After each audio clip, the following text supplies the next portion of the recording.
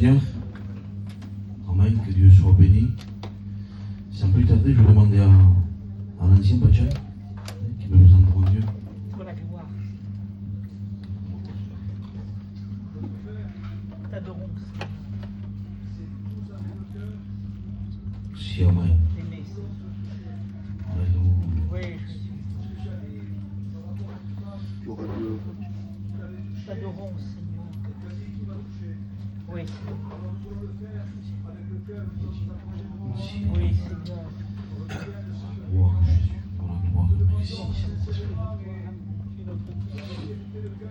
Oh Dieu.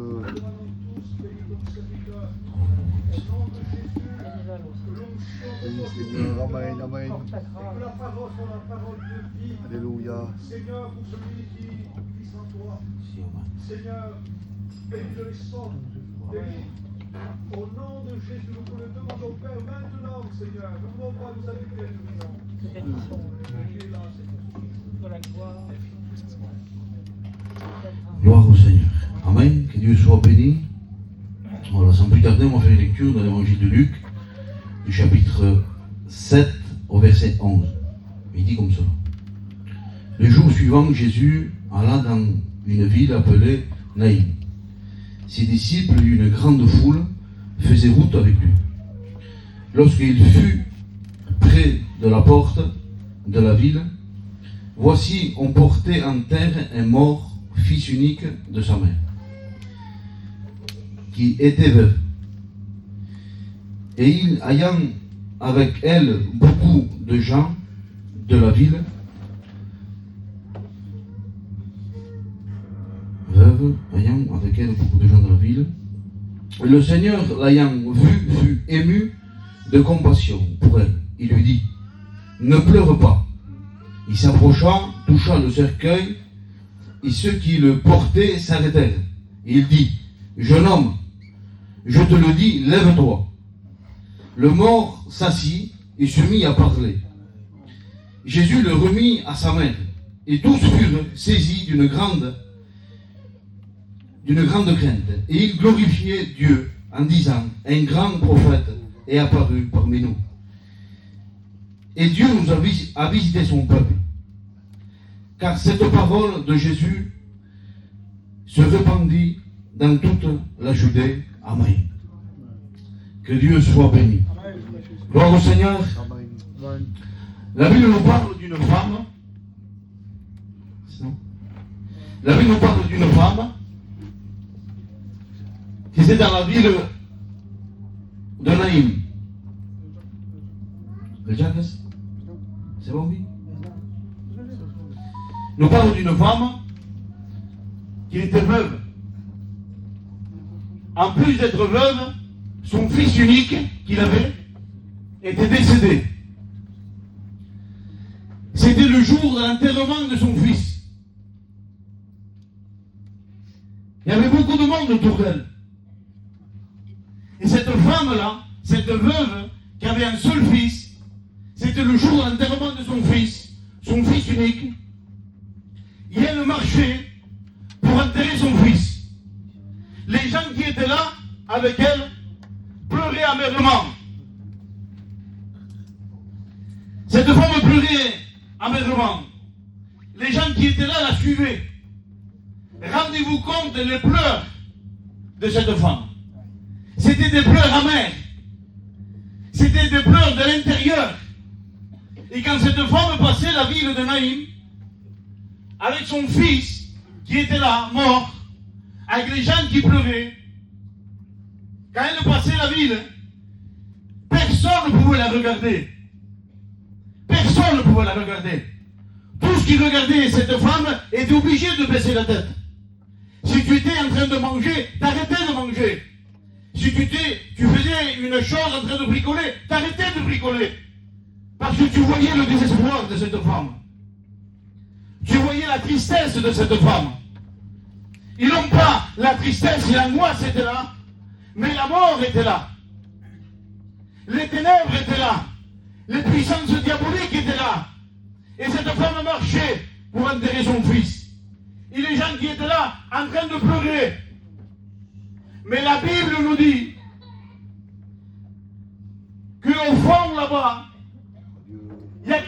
qui venaient, Amen. qui rentraient dans la ville. Qui rentrait dans la ville. Et celui qui venait, on l'appelle le prince de la paix. On l'appelle le prince de la vie. On l'appelle la lumière. On l'appelle celui qui donne la vie. Amen. Amen. Et celui qui donne la vie se rencontre avec celui qui a donné la mort. La vie se rencontre avec la mort. Les ténèbres se rencontrent avec la lumière. Et voilà que maintenant vont se rencontrer les deux. Le cortège de la mort, des ténèbres, et le cortège de la vie. Se rencontrent les deux. Et Jésus va dire une parole. Une parole que personne ne pouvait dire. Personne ne peut la dire, cette parole. C'est impossible. Il va regarder cette femme-là et il va lui dire, femme, ne pleure plus. Gloire à Dieu. Personne ne peut dire cette parole. Amen. Amen. Personne au monde ne peut la dire. Tu peux dire au contraire, laisse-la pleurer. Parce que c'est le jour d'enterrement de son fils unique. Il est veuve. Ce jour d'enterrement, qui peut dire à une femme, ne pleure plus. Alléluia. Et moi je disais, Seigneur, pourquoi tu dis à cette femme de ne pas pleurer? Pourquoi tu lui dis de ne pas pleurer? Il a le droit de pleurer. Amen. Amen. Il doit pleurer normalement. Pourquoi tu dis de ne pas pleurer? Parce que Jésus, c'est la résurrection et la vie. Il avait l'autorité, il avait la puissance de ressusciter son fils. C'est pour ça que lui, il peut dire, femme, ne pleure plus. Je te le dis en vérité. J'ai une parole pour un frère et une sœur. Je ne sais pas comment est ton cas. Je ne sais pas la situation pour où tu passes. Je ne sais pas comment tu es, mais tu es pas pire que cette femme. Cette femme, son cœur était brisé en 1000 morceaux. On ne pouvait pas la consoler, il était inconsolable. Personne ne pouvait lui dire un mot. Si tu la voyais, tu baissais la tête. Un mot ne sortait pas de ta bouche. Jésus a pu dire à cette femme, ne pleure plus. Et ce soir, il te dit à toi, Amen. Amen. arrête de te lamenter. Alléluia. Amen. Arrête de pleurer sur ton problème. Alléluia. Arrête. Parce que Jésus a le pouvoir et l'autorité de tout arrêter dans ta vie. Gloire à Dieu. Alors ne crains pas ce soir. Mon frère, ma soeur, ne crains pas. Si Jésus est au-devant de toi, ne crains pas. Toute situation est dans sa main. Rien n'échappe à Dieu. Il est le Tout-Puissant. Il a la possibilité. Il a l'autorité de tout arrêter. Et Jésus va dire à cette femme, ne pleure plus. C'est pas écrit, mais je le crois de tout mon cœur, que cette femme s'est arrêtée de pleurer. Je le crois de tout mon cœur que cette femme a arrêté net de pleurer. Il avait nous dit que Jésus va s'avancer.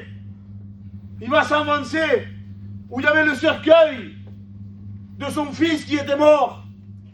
La Bible dit que quand Jésus s'avance, le cortège s'arrête. Il avait dit que Jésus va poser sa main. Alléluia. Il va poser la main sur le cercueil où il y avait l'enfant mort. Et l'enfant va ressusciter. Amen. Si Jésus touche ta vie ce soir, Amen.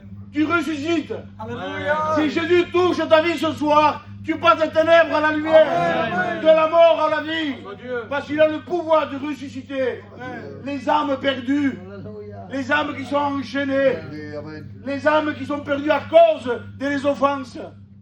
La Bible nous dira clairement que l'homme pécheur Ouais. est privé de la gloire de Dieu. Amen. À partir de ce moment, l'homme n'a plus accès à Dieu. C'est fini pour lui. C'est fini. Tu peux rien faire. Même si tu voudrais t'approcher vers Dieu, c'est impossible. Amen. Parce que tu es mort dans tes offenses. Alléluia. Tu es un pécheur. C'est vrai. Et privé de la gloire de Dieu. C'est la Bible qui va le dire. Dans Jean 3,18, il va dire, tu es déjà jugé. Tu es déjà jugé. Tu ne le sais pas peut-être, tu es là, tu ne le sais pas. Mais un jugement qui s'est fait dans le ciel. Ils ont parlé de toi dans le ciel. Alléluia. Amen. Et ils ont dit, cet homme-là est coupable. Amen. Tu as été jugé coupable. Amen. Amen. Et quand tu as été jugé coupable, tu es mort dans tes offenses. Mais si Jésus ce soir touche ta vie, Alléluia. tu passes de la mort à la vie. Amen. Et tu deviens un chrétien, une chrétienne. Amen. Parce que le seul qui peut le faire, le seul qui a l'autorité, C'est vrai. c'est Jésus lui seul. Alléluia. Personne ne pourra le faire. Amen. Et si Jésus touche ta vie, la Bible dira que tu es une nouvelle créature. Amen. Toutes choses anciennes sont passées. Voici toutes choses nouvelles. C'est fini la drogue. C'est fini la dépression. C'est fini les cachets. Amen. Ça y est, tout est parti. Parce que tu as reçu Jésus dans ton cœur. Alléluia. Ne cherche pas autre chose ce soir Seigneur. que Jésus. C'est vrai, Amen. Ne cherche pas autre chose Gloire à Christ. que Jésus touche ta vie. Tu as besoin. Tu as besoin de Jésus. Amen. Tu as besoin que Jésus touche ta vie ce soir. Amen. Je ne sais pas comment tu vis. Je ne connais pas ta vie. Mais je sais une seule chose. Que ceux qui vivent dans le péché sont esclaves du péché. C'est vrai, Amen. Tu es esclave de ton péché. Tu voudrais t'enlever, mais tu ne peux pas. Tu peux t'améliorer. Tu peux fumer moins. Tu peux boire un peu moins. Tu viens au Rignan. Mais ça ne fera jamais de toi un chrétien. C'est vrai, Amen. Ne fera jamais de toi quelqu'un de libre. Alléluia. Si tu veux être libre, c'est le sang de Jésus qui purifie de tout péché. Alléluia. Ne viens pas ici pour la réunion. Viens pour Jésus. Amen. Il n'y a rien à faire. Quand quelqu'un rencontre Jésus, sa vie change totalement. Comme cet homme, ce jeune homme qui était mort, et maintenant il est vivant. La même chose est pour quelqu'un qui rencontre Jésus. Amen. Il n'est pas vivant à moitié. Il est vivant. Amen. Il vit pour Christ. Dieu. Il a l'Esprit de Dieu dans son cœur. Il est devenu le temple du Saint-Esprit. C'est quelqu'un qui aime Dieu. C'est pas normal d'aimer Dieu. L'homme qui vit sans Dieu, il ne peut pas l'aimer. Il aime la religion, mais pas Jésus. Ouais. Il aime la religion. Il aime passer un temps à la réunion. Il aime donner 20 €. Parce qu'avec ça, il se justifie devant Dieu. Avec ça, sa conscience est plus tranquille le soir, en disant j'ai donné 20 €, j'étais à la réunion. Il est plus tranquille. Mais tout cela ne sert à rien devant Dieu. Ouais. C'est zéro. Amen. Devant Dieu, c'est zéro. Ce qui compte devant Dieu, c'est quelqu'un qui se repent, Amen. qui se reconnaît pécheur. C'est à partir de ce moment-là que tu deviens une nouvelle créature. Amen. Parce que Dieu change ta vie. Amen. Tu es régénéré par Christ. Tu deviens une nouvelle créature. Sans cela, tu ne peux pas être un chrétien. Tu ne seras jamais un chrétien. Tu ne seras jamais une chrétienne si tu ne passes pas par la croix. C'est impossible. Tu seras un très bon gitan qu'on respecte. Tu seras un très bon croyant qui vient à la réunion, mais jamais tu pourras être un chrétien. Pour être un chrétien, il faut Jésus. Il faut changer la nature qu'on a. Il faut changer cette nature. Il faut la nature de Christ à nous. Amen. Béni soit Dieu. Sinon ta vie ne bougera pas. Oui, amen. Ta vie ne fera aucun progrès. Amen. Ta vie restera la même. Tu as besoin que Jésus touche ta vie ce soir. Comme cet enfant avait besoin pour ressusciter, que Jésus touche sa vie. De la même manière, tu as besoin que Jésus touche ta vie. Pour la gloire. La Bible nous dit clairement, quand l'enfant va ressusciter, l'atmosphère va changer. Il n'y a plus rien, il y a plus rien de pareil. Il y a un bouleversement total de tout. Les gens pleuraient de tristesse. Maintenant, les gens pleurent de joie. Les gens allaient enterrer quelqu'un. Ils sont en train de célébrer l'enfant qui vient de ressusciter. Tout a changé. Tout est bouleversé. Et Jésus bouleverse dans une vie. Amen. Jésus change tout dans une vie. Amen. Tu ne peux pas dire que tu es chrétien à moitié. Tu as besoin de Jésus. Tu as besoin que Jésus change ta vie. Amen. Tu as besoin que l'Esprit de Dieu touche ton cœur. Sinon, jamais de la vie. Je te le dis de tout mon cœur. Je préfère dire quelques paroles, mais vous parlez de la Bible, de vous dire le principal, Béni soit Dieu. que dire 1000 paroles de moi, ou de parler de quelqu'un d'autre. Cela ne changera pas ta vie. Mais si je te parle de Jésus, si je te parle de la croix, si je te dis la vérité, ta vie va changer. Amen. Amen. Parce que si tu acceptes, tu seras sauvé.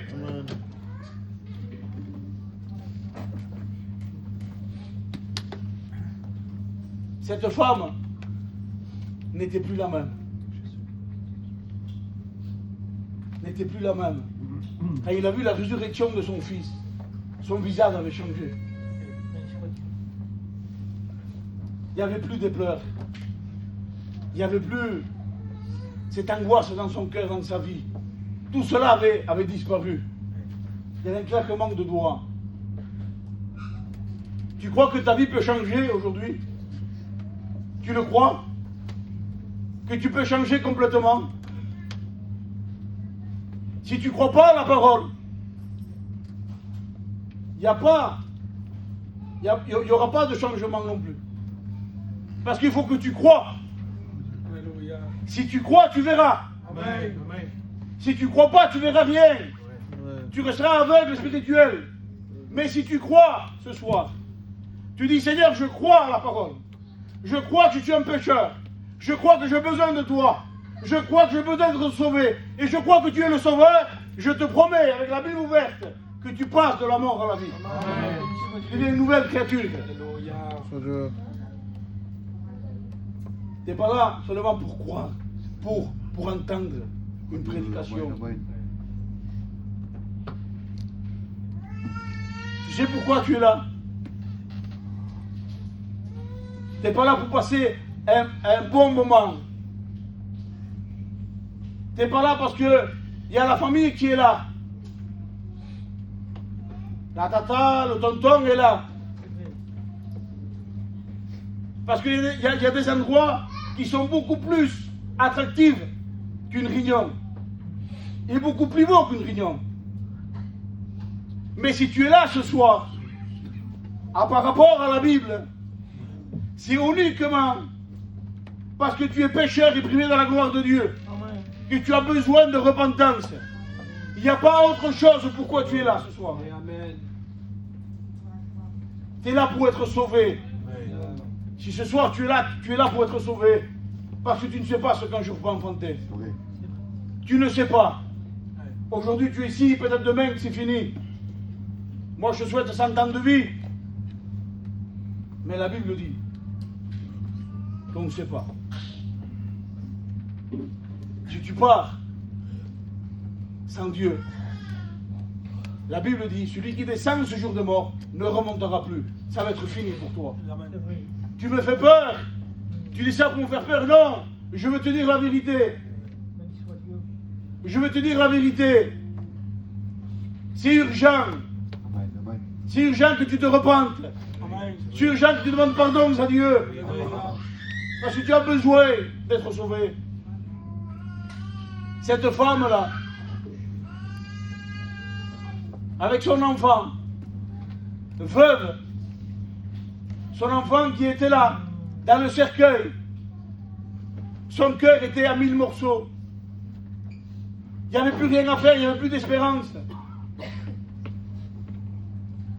Le seul, l'unique, le véritable, celui qui peut tout, c'est Jésus. Béni soit Dieu. On ne peut pas faire autrement. On ne peut pas dire autre chose. Que tu as besoin du miracle de la nouvelle naissance. Sans cela, tu ne peux pas être sauvé. La vérité. Vous voulez qu'on prie le Seigneur? Tu pries le Seigneur, frère?